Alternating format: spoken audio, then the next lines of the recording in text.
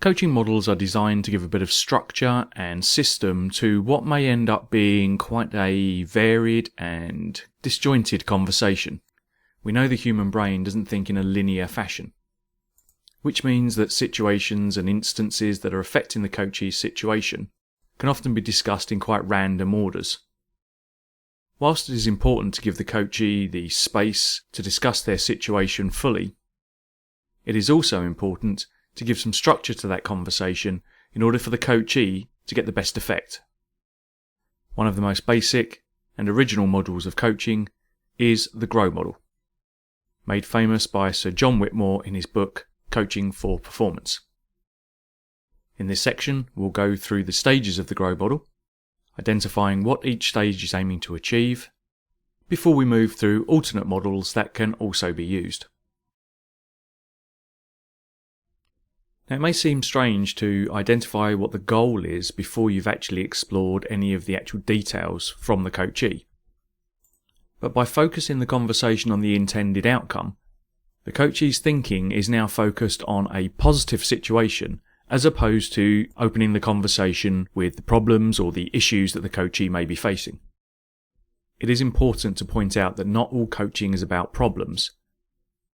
In fact, many high-achieving people have done so as a result of coaching. And by focusing on what the coachee wants as opposed to what they don't want, the conversation has a chance to move towards this positive step. Now, in the first instance, the coachee might not even know what they want as a long-term goal.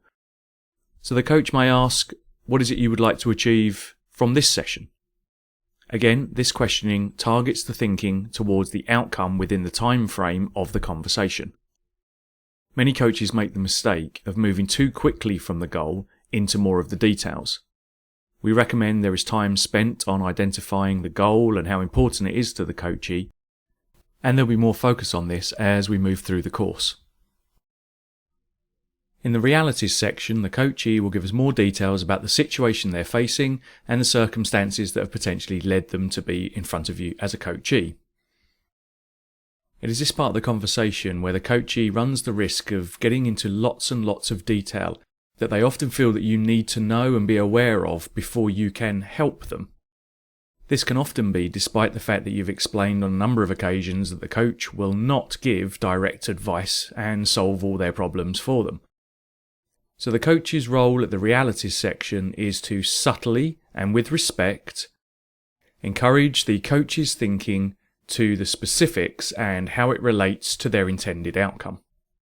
There is a fine balance between appropriate and active listening at this stage and allowing the coach to just take all the time up by exploring and sharing with you all of the issues and situations that they're in. The coach needs to listen out for certain language patterns that may recognise assumptions that the coach is making, instances perhaps where perception has been turned into fact, and where peripheral information is having a negative impact on the situation but unnecessarily. The coach at this stage requires the skill of précis, active listening, reflecting back, and the use of effective coaching questions to keep the conversation on track. Having established what the coachee wants to achieve, perhaps long-term and from this session, and explored their current situation, it's now time to get the thinking towards the possibilities and options that are open to the coachee to move them forward. This is potentially the most challenging aspect of the coaching process. There can be an element of cynicism at this stage, people often thinking, well, if they knew the answers, they wouldn't have come to you. But coaching questions are designed to free the thinking, allowing the thought processes to open up ideas that may not have been explored before. Even the evidence from neuroscience shows that the brain thinks in different ways when responding to coaching questions, as it would when undergoing normal problem solving. So it's important to cover the full range of options that might be available. It is not necessarily about finding the solution or the answer at this stage. It may well be that the coachee just finds a step in the plan towards their outcome. This in itself can be liberating for the coachee, especially if they've found that they've encountered barriers up until this point. If the coachee is truly stuck, the coach's suggestions can be offered with care here. This really should be a last resort of coaching, and suggestions should be offered carefully. If the coach feels there is resistance to their suggestions, then it is better to stop suggesting, pull back, and go back into the coaching framework. There can be a tendency when offering a suggestion to want the other person to take it on as a good idea. The coach at this point may come across as being pushy, or the coachee may feel that the coach wanted them to think in a certain way. To stay in a pure coaching framework, it is often better to keep your own suggestions to yourself and utilize the coaching process to let the coachee find their own answers. Once all the options have been explored, ensure the coachee selects the one that they feel will take them closest to their outcome, and the ones that they are committed and motivated to actually seeing through after the coaching session. The wrap-up stage is all about the action. It's where the coachee makes the commitment to see through some of the possibilities that they identified and to start to plan for any contingencies, that is, any barriers that might stand in the way of them actually seeing through the actions. It is useful for the coach to also identify where the milestones might be.